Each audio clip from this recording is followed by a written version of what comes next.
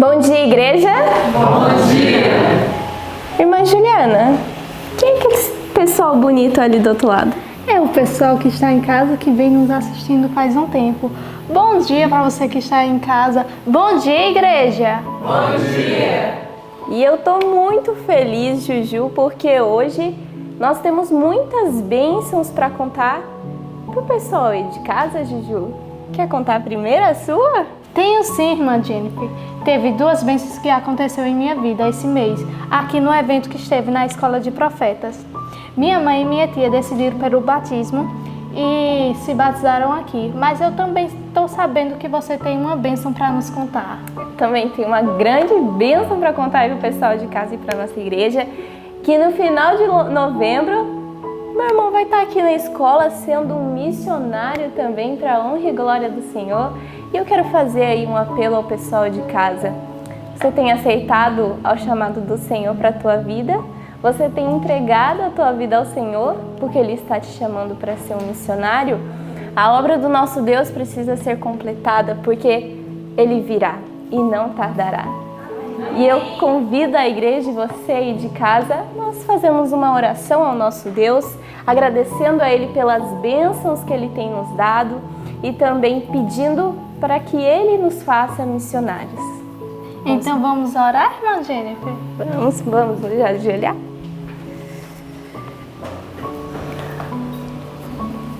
Querido Deus e bom Pai, queremos, Senhor, louvar o Teu nome, porque o Senhor é um Deus que se preocupa conosco, que cuida de nós, que nos consola. E o Senhor tem derramado bênçãos em nossas vidas, Senhor. Bênçãos que nos alegram, ó Deus. Bênçãos que nos faz regozijarmos no Senhor. Bendito seja o Teu nome, porque o Senhor tem levado a Tua mensagem, ó Pai, aos confins da terra através dos missionários, e o Senhor nos escolheu para sermos Teus missionários, ó Deus. Por isso que eu peço que o Senhor faça cada um de nós, assim como estamos aqui na escola, mas também os que estão em casa, ó Deus, que façam eles missionários, para que a Sua mensagem seja levada, Senhor, a toda pessoa que carece de Ti, ó Deus. Em nome de Jesus, nos faça vencedores, ó Deus, dessa Tua obra, que possamos fazer de forma diligente, que possamos ser eficientes, Senhor, que possamos ser como Paulo, ó Deus, que possamos nos entregar completamente a Ti, ó Deus. Em nome de Jesus, amém. Amém. E agora, irmã Jennifer, iremos ficar com um momento não menos especial, um momento de louvor a Deus. Então, peço que você que está em casa, juntamente com a gente aqui da igreja, louvemos o hino 234. O Dia Feliz.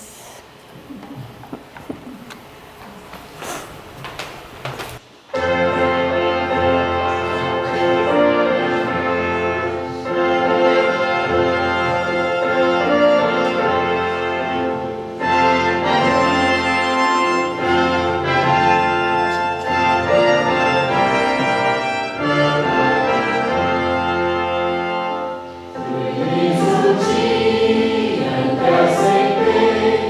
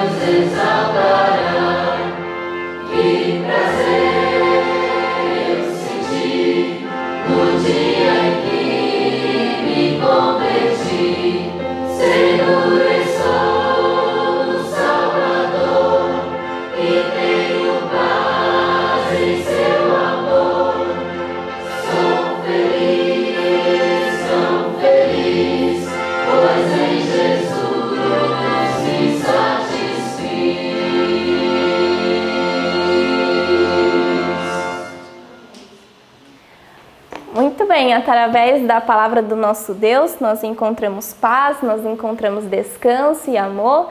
E Juju, me diz, o que momento é agora? Que momento nós estamos agora? Agora teremos um momento do nosso versinho, que tenho certeza que você que está em casa já decorou, porque você também treina todos os dias. Está lá em Apocalipse 3, do 10 ao 13. Isso mesmo. Irmã Jennifer, você pode contar para começarmos? Claro, no 3. 1, 2, 3. Apocalipse 3, do 10 ao 13. Como guardastes a palavra da minha paciência, também eu te guardarei da hora da tentação, que há de vir sobre todo o mundo, para tentar os que habitam na terra. Eis que venho sem demora. Guarda o que tens, para que ninguém tome a tua coroa. A quem vencer, eu farei coluna no templo do meu Deus, e dele nunca sairá. Escreverei sobre ele o nome do meu Deus, e o nome da cidade do meu Deus, a nova Jerusalém, que desce do céu, do meu Deus, e também o meu novo nome. Quem tem ouvidos, ouça o que o Espírito diz às igrejas. Apocalipse 3, do 10 ao 13.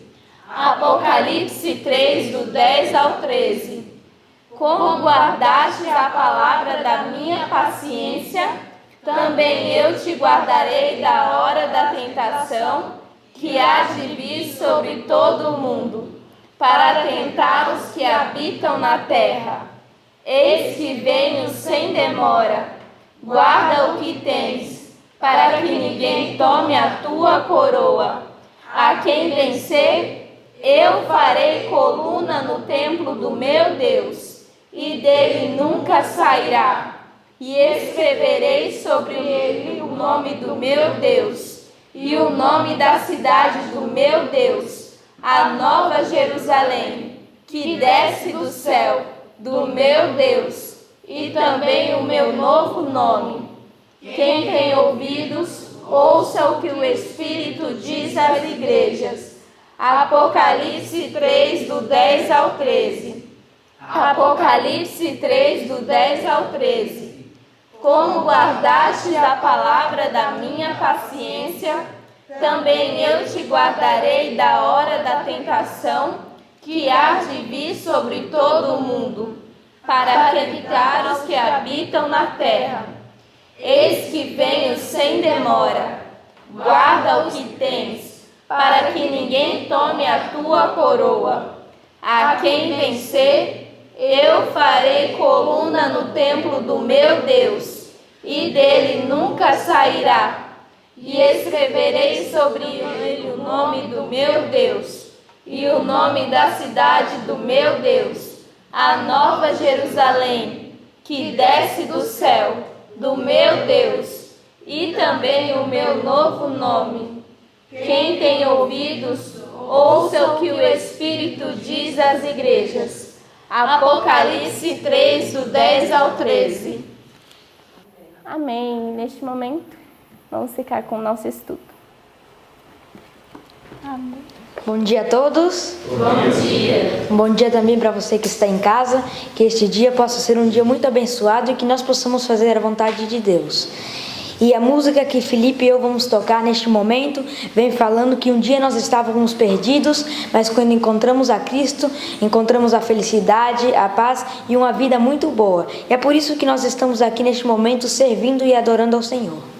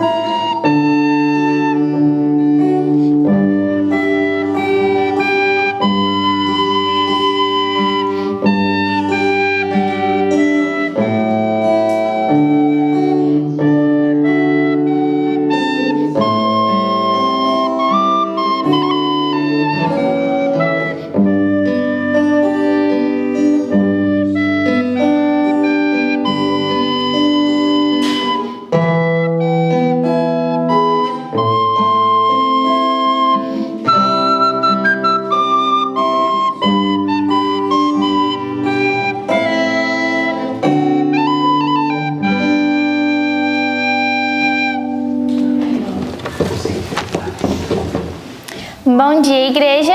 Bom dia. Bom dia para você que está em casa também. Que Deus possa continuar te abençoando.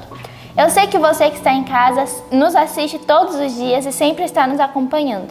Mas nós também queremos conhecer um pouquinho mais sobre vocês. E hoje nós vamos conhecer a história de uma pessoa que assiste o vídeo há muito tempo, desde que o estudo começou. Ela se chama Vânia e ela mora lá em Birigui, em São Paulo. Vamos ver um pouquinho do vídeo dela, um pouquinho do testemunho dela. Olá, professores e alunos da Escola de Profetas. Eu me chamo Vânia, moro em Birigui, no interior de São Paulo. E é um privilégio para mim poder estudar com vocês todos os dias a palavra do Senhor. Tenho acompanhado desde o segundo estudo e graças ao nosso bom Deus nunca perdi um estudo. Junto com a palavra do Senhor e o espírito de profecia dos livros de Ellen White. E isso tem me fortalecido muito, muito, muito, vocês não têm ideia. Eu sou uma mãe que tem 2 filhos, um de 30 e um de 24. Os 2 nasceram na igreja, mas infelizmente estão fora do caminho do Senhor. E é muito triste para mim, mas eu não perco a esperança, não perco a fé. E ao estudar com vocês, além de ter aprendido a palavra do Senhor, Ele tem me dado alívio, tem me dado descanso, tem me dado mais esperança de um dia meus filhos estar comigo, fazendo o trabalho do Senhor. E eu agradeço por vocês. Se vocês soubessem o quanto eu amo vocês, vocês fazem parte da minha família, tá bom? Eu quero mandar um beijo para cada um. Quero que vocês tenham todas as bênçãos de Deus. E vamos continuar firme. Jesus está voltando. E logo, logo vamos estar todos juntos, sem nenhuma dor, sem nenhuma tristeza. Esta é a minha oração. Um beijo em cada coração. E obrigada por vocês fazerem parte todos os dias da minha vida. Um beijo bem grande. Ficam com Deus. Sim. Deus sempre tem dado oportunidade para todos e eu tenho certeza que você que está em casa também tem assistido esse ano bíblico todos os dias. Tem um testemunho também do que Deus tem feito na sua vida e o que Deus tem feito na vida de tantas pessoas que eu tenho certeza que você compartilhe esse vídeo e que você passe essas informações para outras pessoas. Nós vimos um testemunho de uma mãe que fala que esse ano bíblico trouxe conforto para o coração dela e que ela tenha certeza que um dia os filhos dela vão estar com ela de novo. E eu convido a você, se você tem algum testemunho, se você tem alguma parte, você acha que esse ano bíblico tem te impactado muito, que você possa nos enviar. Envie para o nosso contato um pequeno vídeo falando de como esse ano bíblico tem te ajudado. Bom dia, Joshua. Bom dia, tia Joana. Vamos dar um bom dia para a igreja? Bom dia, igreja. Bom dia. Bom dia também, você que está aí do outro lado, você que está nos assistindo. Que oportunidade que nós temos de abrir a palavra do Senhor e que alegria ter você aqui com a gente mais uma manhã. E hoje nós temos muita coisa para falar e a gente nem gosta de falar, né, Joshua? A gente fala bem pouco. Então, vamos ao estudo de hoje, que o nosso guia nos orientou a estudarmos Filipenses, não foi? Estudamos a carta toda de Filipenses. E o que mais que a gente estudou? Estudamos também o livro Atos dos Apóstolos, o capítulo 45, Carta de Roma. Carta de Roma. Que legal, né? Nós vamos ver aí o que o estudo quis nos trazer para aprendermos hoje. No que nós vemos, já estamos estudando há alguns dias, nós estamos na parte da vida de Paulo, que Paulo está preso, né? Ele está lá preso em Roma, mas, embora Paulo estivesse preso, o evangelho não estava. O evangelho estava se expandindo. De que maneira? As pessoas visitavam Paulo, as pessoas que queriam ouvi-lo, mas ele também escrevia. Ele escrevia as cartas, né, para as igrejas já instituídas por ele durante toda a sua vida. E lá em Roma, ele escreveu a carta aos Efésios, a carta a Colossenses, a Filipenses, que foi a que a gente estudou hoje. Também escreveu a Filemon, que foi a que a gente estudou esses dias, né? Eu acredito que foi ontem que a gente estudou sobre Filemon, foi alguns dias atrás. E aí, uma das últimas cartas que ele escreveu, que foi a Timóteo. Então ele escreveu várias cartas enquanto ele estava preso. E nessas cartas nós temos muitas orientações que servem para nós como povo hoje. São orientações muito valiosas. E aqui no capítulo 45, Joshua, do Atos dos Apóstolos, diz logo no início. Aqui eu quero destacar com você na página 470, com o último parágrafo que começa essas mensagens escritas, diz assim que essas mensagens escritas, não com o poder do homem, mas de Deus, contêm lições que devem ser estudadas por todos. Então as cartas que Paulo escreveu possuem lições que devem ser estudadas por todos e que podem, com proveito, ser muitas vezes repetidas. Nela é esboçada a piedade prática, são assentados princípios que devem ser seguidos em todas as igrejas e é esclarecido o caminho que leva à vida eterna. Veja a importância de estudarmos as cartas de Paulo. Aqui ele expressou a piedade prática, como é que se vive um cristão na prática. E essas orientações servem como princípios para orientar e guiar todas as igrejas. Como é importante nós pararmos um tempinho para lermos essas cartas. E nós podemos ter, Joshua, total confiança no que está escrito, no que Paulo escreveu. Sabe por quê? Porque ele mesmo disse, eu não escrevo de mim mesmo e não fui ensinado por homem nenhum, mas fui ensinado por quem? Por Deus. E é justamente isso que você vai destacar agora, né? Que você vai explicar para a gente de quem Paulo recebeu esse evangelho. Sim, então Paulo ele recebeu o evangelho de Deus. E ele também não poderia falar de tudo que Deus tinha revelado para ele, porque tinha muitas pessoas que não entendiam as palavras, o que Deus tinha falado. E aí Paulo explicava a mensagem de uma forma que as pessoas pudessem compreender. Ele moldava a mensagem e assim ele escrevia de uma forma que todos pudessem compreender e não tivessem dissensões, não tivessem dúvidas em que as pessoas que lessem, elas pudessem entender. Então, Porque justamente Paulo foi um homem de oportunidades especiais, que é o que diz aqui o primeiro parágrafo, né? Diz que ele teve a oportunidade de ir até o terceiro céu. E ele disse que ouviu palavras que ele não tinha como explicar. E imagina falar daquilo que ele viu e ouviu no terceiro céu. Imagina isso. Então, algumas coisas ele sabia que não podia, porque as pessoas nunca compreenderiam e iam julgá-lo e condená-lo. Se as coisas que ele já falava, que eram simples, que eram tão claras e óbvias, causava tamanhas dissensões, imagina se ele falasse de tudo aquilo que ele viveu e ouviu de Deus. Mas ele tinha o seu evangelho total, 100% recebido de Deus. Então não há dúvida nenhuma que as orientações que Paulo deixa nas suas cartas são orientações divinas e celestes. E quando ele escreve a Colossenses, ele traz algumas orientações que nós precisamos destacar do estudo de hoje. Observe que a igreja que foi instituída lá em Colosso era uma igreja que enfrentava algumas lutas com o paganismo.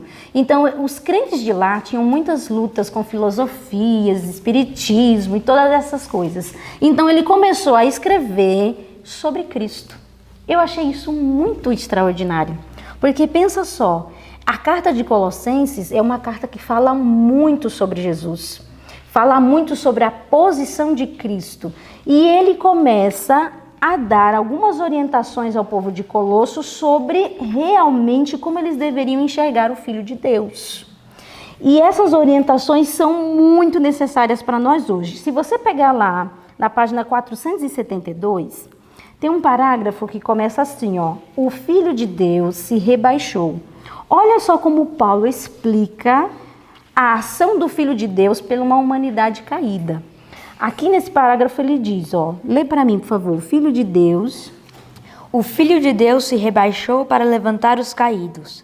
Para isso deixou ele os mundos sem pecados, as 99 que o amavam, e veio à terra para ser ferido pelas transgressões nossas e moído pelas nossas iniquidades. Em tudo foi feito semelhante aos irmãos, tornou-se carne exatamente como nós somos. Ele soube o que significa ter fome, sede e cansaço. Foi sustentado pelo alimento e restaurado pelo sono. Foi estrangeiro e peregrino na terra. Estava no mundo, mas não era do mundo. Foi tentado e provado como são os homens e mulheres de hoje, vivendo, contudo, uma vida sem pecado. Compassivo, compreensivo e eterno, sempre gentil para com os outros. Ele representava o caráter de Deus. O Verbo se fez carne e habitou entre nós, cheio de graça e de verdade. Consegue perceber o esclarecimento que Paulo dá da ação de Deus em prol de nós? Ele, Filho de Deus, ele se rebaixou para levantar os caídos. E ele aponta na carta aos Colossenses Cristo como o único guia seguro. Ele diz, ei, para vocês não serem levados por qualquer vento de doutrina, para vocês não serem enganados pelo paganismo, pela filosofia, vocês precisam conhecer Cristo. Vocês precisam conhecer Jesus, porque a nossa segurança unicamente está nisso, em conhecer a Cristo. E ele começa a apontar isso. E ele próprio diz que Cristo era a norma pela qual deviam eles testar as doutrinas apresentadas. Toda a doutrina que aparecesse, testem por meio de Cristo.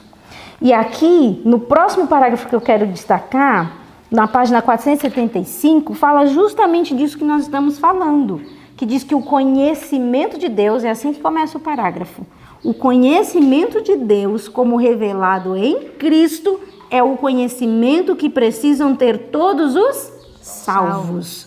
É o conhecimento que atua a transformação do caráter. Recebido na vida, criará um novo ser, a imagem de Cristo. É o conhecimento além do qual tudo é vaidade e nulidade, e o qual Deus convida seus filhos a receber. Me diga se nós não precisamos disso hoje.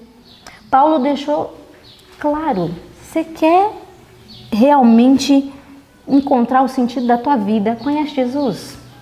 E quando você conhecer a Jesus, não vai ter falsos ensinadores, doutrinas, não vai ter nada que te tire do caminho, porque você conheceu a verdade. E a verdade, ela faz você permanecer firme até o fim. Você gostaria de destacar alguns pontos dessa parte de Colossenses? Sim, eu queria destacar aqui que vem falando que para que os crentes lá de Colossos, para que eles não se desviassem, eles precisariam de ter um único guia seguro, que era Cristo. Eles não deveriam se desviar para as coisas do mundo, para as outras doutrinas. Eles deveriam ter o guia em Cristo. E também eles precisariam estar unidos, porque a união é algo muito importante. Como diz, que a união faz a força.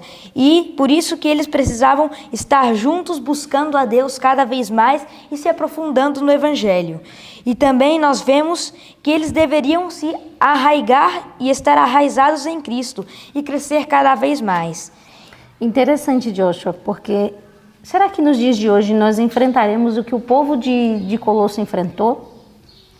Porque, veja só, eles tiveram que lutar com paganismo, com filosofia, com espiritismo, com falsos enganadores. Será que nos dias de hoje nós também não vamos ter que enfrentar tais situações? Sim. Tá cheio no mundo. Ou para onde você olha, você vê espiritismo, não é não? Falsas doutrinas, se você ligar a televisão, o que você mais vê? Pessoas pregando a Bíblia, mas completamente distorcida.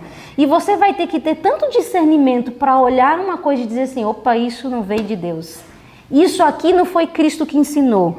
Quanto discernimento nós vamos precisar? E a nossa única segurança está nisso que você acabou de falar. Se nós tivermos Cristo como nosso guia, aí nós não teremos nenhuma dúvida.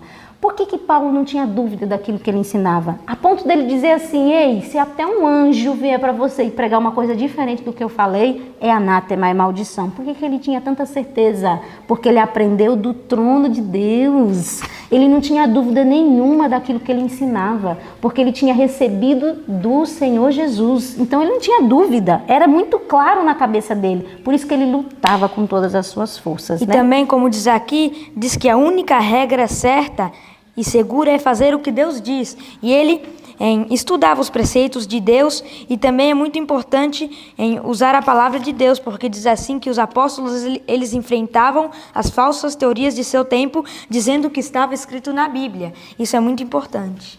E sabe o que é interessante a gente observar também? Que quando você conhece Jesus, esse conhecimento gera em você uma transformação. É impossível você se encontrar com Jesus verdadeiramente e você não ser transformado, impactado, ser tocado profundamente, dizer assim, eu quero ser diferente, eu quero ser igual a esse Jesus. Foram isso que os discípulos experimentaram, os apóstolos, e é justamente isso que a Neuzi vai explicar para a gente agora. Vamos ouvir o comentário da Neuzi?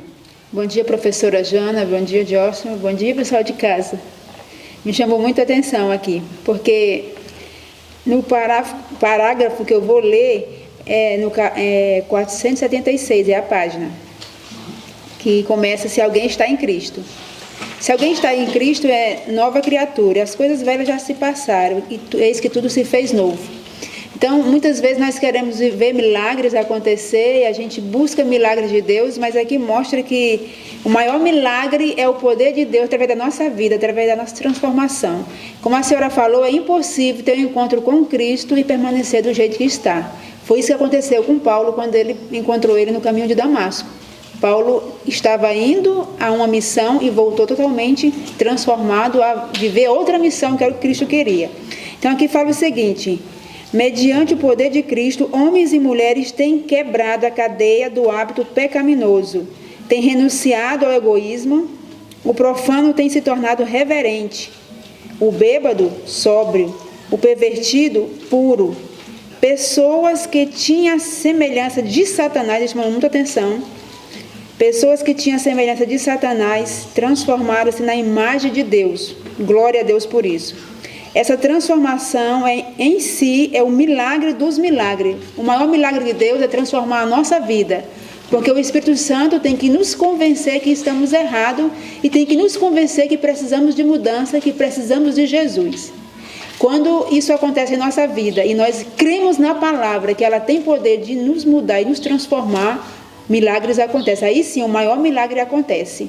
Porque nós aprendemos, Paulo deixou maravilhas essas cartas, nós aprendemos que através de Jesus, ele é a única pessoa que pode nos mudar.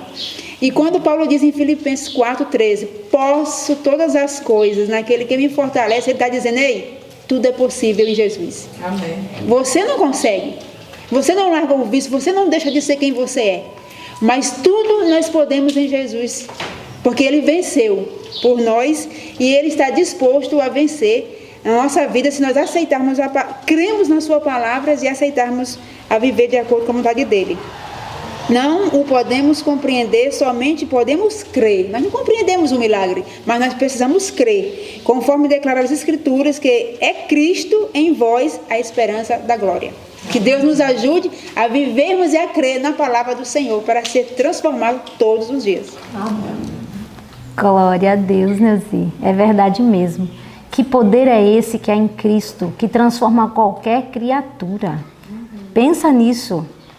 Olha só, esse parágrafo que a Neuzi leu é extraordinário. O bêbado que se torna o quê? Sóbrio. O impuro que se torna puro. Que poder é esse? Que coisa extraordinária é entrar em contato com Jesus. E você sabe que essa transformação, Joshua, não vem sem luta. É muita luta. E é justamente isso que você vai explicar pra gente, né? Isso mesmo, nós devemos cada dia como cristãos crescer mais, buscar mais da palavra. E nós também temos nossos hábitos velhos, as tendências hereditárias. E nós devemos sempre estar lutando contra elas, porque elas não vão embora. Mas quando nós lutamos e nós vencemos, aí sim nós vamos conseguindo cada vez mais ir em frente, avançando. Por isso que nós como cristãos não devemos cruzar os braços, devemos sempre crescer. Renovar a nossa consagração a cada dia. Isso é o mais importante. Devemos cada dia renovar a nossa consagração com Deus. Se você quer ver mudança na sua vida, abre a Bíblia. Abra a Bíblia, estude a palavra de Deus. Eu não estou falando de você abrir a Bíblia e depois e ler. Estou falando para você abrir a Bíblia e meditar mesmo e pedir a Deus essa renovação que tem que acontecer a cada manhã, a cada dia. Uma renovação da sua consagração. É impossível. Você lê, pedir a Deus transformação. Deus vai ouvir, Deus vai atender. E os velhos hábitos, as tendências vão ser todas solapadas pelo poder de Cristo, para a glória dele.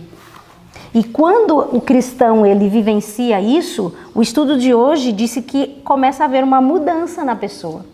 A pessoa começa a se apresentar, sabe como? Aqui na página 477, lá no último parágrafo, diz que a carta aos Colossenses está repleta de lições. E um pouco mais para frente, diz assim, ó: renunciando a tudo que poderia impedi-lo de progredir em direção ao alto, ou levar a desviar os pés de alguém como do caminho estreito, o crente revelará na sua vida o quê? Na sua vida diária, ó, misericórdia, bondade, humildade, mansidão, longanimidade e o amor de Cristo.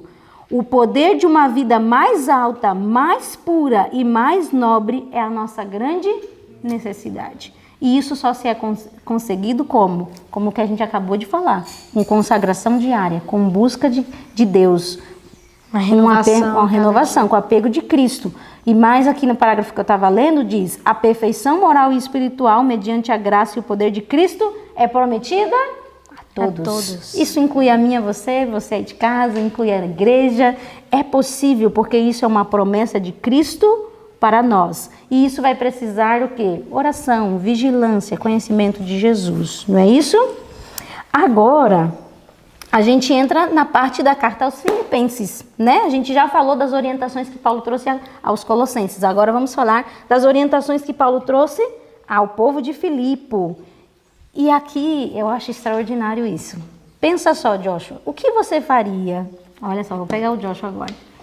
O que você faria se você fosse um velhinho, que já não enxergasse direito, fosse debilitado, tivesse preso, o que você faria? Não sabe? Boa pergunta, né? Alguns ficariam sentados, chorando e lamentando, ou reclamando de Deus, dizendo: olha só, trabalhei minha vida inteira para Jesus, e olha só como eu finalizei a minha vida, preso, as pessoas duvidando de mim, falando mal de mim. Muitas pessoas fariam isso. E eu oro a Deus para que eu não tomasse essa posição, porque a gente às vezes não se conhece, né? Aí quando chega no momento, faz o quê? Reclama e murmura. Mas Paulo agiu diferente. Paulo, quando escreve a Filipe, achei isso extraordinário. Paulo não escreve uma carta escrevendo, relatando as dificuldades da sua história e da sua vida. Olha, gente, a miséria em qual eu fui enfiado. Não, pelo contrário. Filipenses é conhecido como a carta da alegria. Porque se você pegar lá em Filipenses capítulo 4, verso 4, ele diz o que para o povo de Filipe? Olha só, verso 4. Regozijai-vos sempre no Senhor. Outra vez vos digo, regozijai-vos. Você acha que Paulo escreveu isso chorando? Fica aí alegre porque eu estou aqui numa miséria sem fim? Não, é porque essa alegria verdadeiramente estava dentro de Paulo. Ele dizia, ei, eu estou aqui preso, mas eu estou muito feliz. Porque sabe o quê? Filipenses, isso aqui é extraordinário. Filipenses capítulo 1, verso 29. Que legal isso aqui. Olha, verso 29. Ele diz, porque a vós vos foi concedido em relação a Cristo, não somente crer nele, como também padecer por ele. Ei, povo de Filipe, eu estou muito feliz, porque Deus me deu o privilégio de padecer por ele. Me deu o privilégio de padecer. E que alegria é estar vivendo esse momento por Jesus. Eu estou aqui preso por Jesus. E aí, imagina isso, Filipenses, o povo de Filipe recebendo isso e pensando assim, nossa, que extraordinário. O testemunho da vida de Paulo é muito impactante. E ele não estava triste, porque não eram as circunstâncias que moldavam Paulo. Nós lemos alguns dias atrás, Joshua, que Satanás tem maior poder sobre aquelas pessoas que andam desanimadas. Se você abriga o desânimo dentro do seu coração, Satanás tem mais poder para te vencer. E Paulo não permitia isso, ele jogava o desânimo aonde? No lixo. Dizia, sai daqui, arreda, né? E ele era feliz, vivia feliz, porque ele vivia por causa de quê mesmo? Para a glória de Jesus. E isso na carta de Filipenses é muito notório. Ele relatando que era muito feliz por estar vivendo aquilo por Cristo. E sabe uma outra coisa que eu quero destacar de Filipenses, para você também destacar os seus pontos, é o verso 12 do capítulo 1. Que ele diz assim, verso 12 do capítulo 1, Eu quero, irmãos, que saibais que as coisas que me aconteceram contribuíram para maior proveito do Evangelho, de maneira que as minhas prisões em Cristo foram manifestas por toda a guarda pretoriana e por todos os demais lugares. Ele disse, irmãos, eu quero que vocês saibam que a prisão só me favoreceu. Só me favoreceu, porque o evangelho chegou até a corte. Como a gente viu no estudo de hoje, né? No estudo de ontem, exatamente. Ele fala, eita, não pensa não que isso foi um mal na minha vida não, foi uma bênção. E é justamente isso que eu quero, só para me finalizar, para você entrar nos seus pontos, o que o livro traz aqui, na página 481, com um parágrafo que começa, há uma lição para nós nessa experiência de Paulo, pois ela revela a maneira de Deus operar. O Senhor pode tirar vitória daquilo que poderá parecer para nós confusão e revés. Glória a Deus, né? Estamos em perigo de nos esquecermos de Deus, de olhar para as coisas que se veem, em vez de contemplar pelos olhos da fé as que não se veem. Quando ocorre uma desventura ou calamidade, estamos prontos a acusar a Deus de negligência ou crueldade. Se lhe parece próprio eliminar nossa utilidade em algum sentido, entristecemos-nos, mas não nos detendo para pensar que assim Deus pode estar agindo para o quê? Para o nosso bem. Necessitamos aprender que a correção é uma parte de seu grande plano e que sob a aflição pode o cristão algumas vezes fazer mais pelo mestre do que quando empenhado em serviço ativo. Paulo nunca foi tão forte quando ele estava tão fraco. Como as igrejas agora o ouviam e tinham um coração ligado à história de Paulo. Antes ele ficava lutando para o pessoal ouvir ele. Agora o pessoal falava assim, que extraordinário isso. Paulo, você está aí sofrendo por causa de Cristo. Eles tinham agora sensibilidade para ouvir de Paulo. Imagina isso. As igrejas estavam sensíveis, as pessoas estavam altamente impactadas e até a guarda lá da casa de César, né, estavam impressionados com o testemunho de Paulo. Tudo isso por causa de quê? Da prisão. Aquilo que parecia tão terrível se tornou uma maior bênção na vida de Paulo. E é isso que ele escreve ao povo de Filipe, né? Quais são os pontos que você quer destacar? O que eu achei interessante aqui foi no capítulo 4, os versículos 8 e 9, que diz assim: quanto ao mais, irmãos, tudo que é verdadeiro, tudo que é honesto, tudo que é justo, tudo que é puro, tudo que é amável, tudo que é de boa fama, se há alguma virtude, se há algum louvor, nisso pensai. O que também aprendestes e recebestes e ouvistes e vistes em mim, isto fazei, e o Deus de paz será convosco. Então ele falou lá para os filipenses que eles deveriam pensar nas coisas justas, nas coisas puras, nas coisas boas.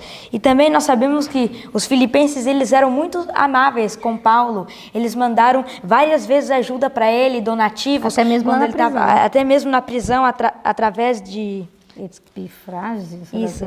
Não, vamos falar o nome do rapaz direito. Epafrodito. Isso, Como Epafrodito. é que você não lembra o nome desse tão fácil? Então, Epafrodito. Isso mesmo aí. Então, também aqui, como nós vemos no capítulo 4, versículo 14, todavia fizestes bem em tomar parte da minha aflição. Então, ele agradece aos filipenses por causa que eles lhe ajudaram bastante. Eles mandaram também o Epafrodito, quando ele estava na prisão, que ele também o ajudou, consolou Paulo, esteve, e aí depois ele ficou um pouco doente, mas Paulo diz aqui na carta que pela graça de Cristo ele se recuperou, e aí, então nós vemos como Deus é bom, né? E o verso conhecido, 13, posso todas as coisas em Cristo que me fortalece. Então, tudo que nós queremos fazer, podemos quando temos Cristo conosco. E para a gente finalizar então o nosso estudo, nós vamos finalizar com o que está escrito lá no capítulo 2.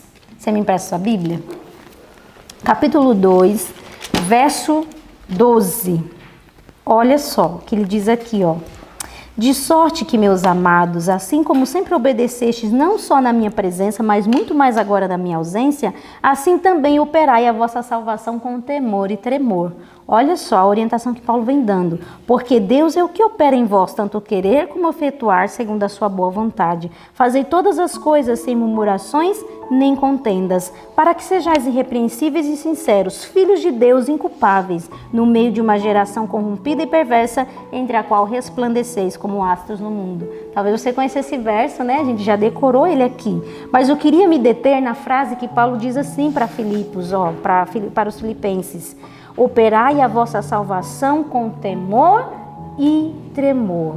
Olha só, aqui no livro, e eu quero finalizar com esse pensamento, diz na página 482, com um parágrafo que começa: a obra de ganhar a salvação é de coparticipação e cooperação.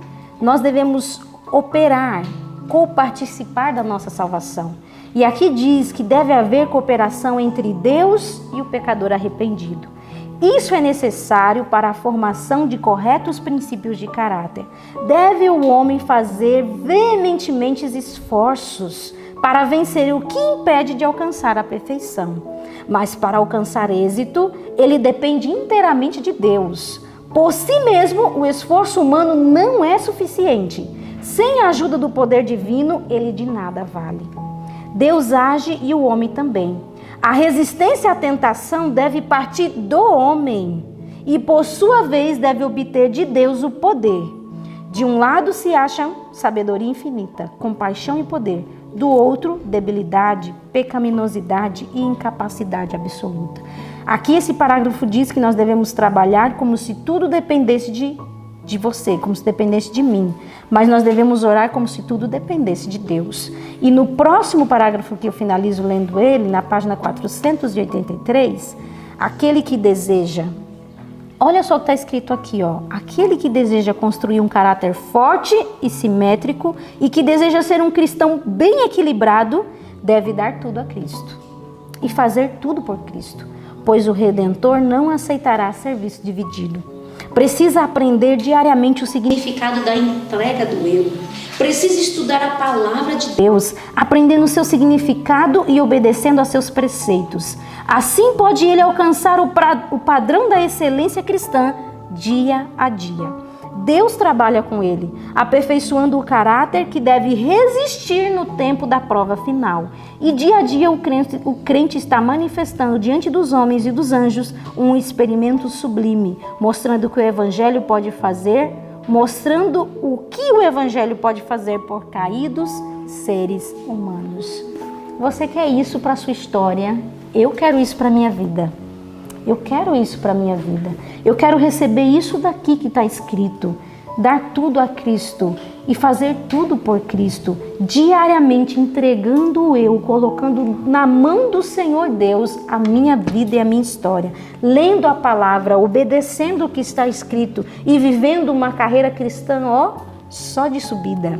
Que o Senhor Deus nos dê poder e graça para viver isso, porque é possível viver, que você creia nisso, que você almeje isso, que você lute por isso com todas as suas forças, porque a recompensa final valerá muito a pena. Mas não só a recompensa, o viver com Cristo é extraordinário, porque declaro, finalizando agora de verdade, o que Paulo disse, que para mim, o viver é Cristo e o morrer é lucro.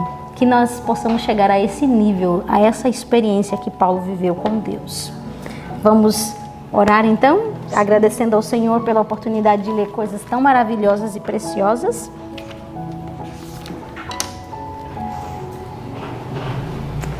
Você faz a oração? Sim. Ótimo. Querido Deus, te agradeço por este momento que tivemos de estudo, pelo ano bíblico, Senhor, e te agradeço por tudo que estudamos. Eu te peço que nós possamos confiar em Ti e que nós não possamos duvidar, porque Tu deixaste a promessa que tudo podemos em Ti, Senhor. Que o Senhor abençoe o pessoal de casa, esteja com eles e que possamos cada vez alcançar um caráter mais perfeito, Senhor. Que o Senhor nos abençoe neste dia e que possamos neste dia andar contigo, igual Enoque como andava. Que nós também possamos nos entregar totalmente e não perder as oportunidades, porque o Senhor nos dá muitas oportunidades. Que nós possamos também levar mais pessoas a Cristo e não nos desanimar em momentos que estejamos passando por dificuldades, porque nós sabemos que Cristo estará conosco. Que o Senhor nos dê um bom dia, em nome de Jesus. Amém. Então, foi muito bom ter você conosco. Amanhã nós vamos estudar algo extraordinário, né, Joshua? Nós vamos estudar Paulo em liberdade. Como é que será isso? Será que agora Paulo vai ser liberto e agora vai abalancar o Evangelho do Senhor Deus? Assista amanhã, não perca, nós te esperamos. Tchau, tchau.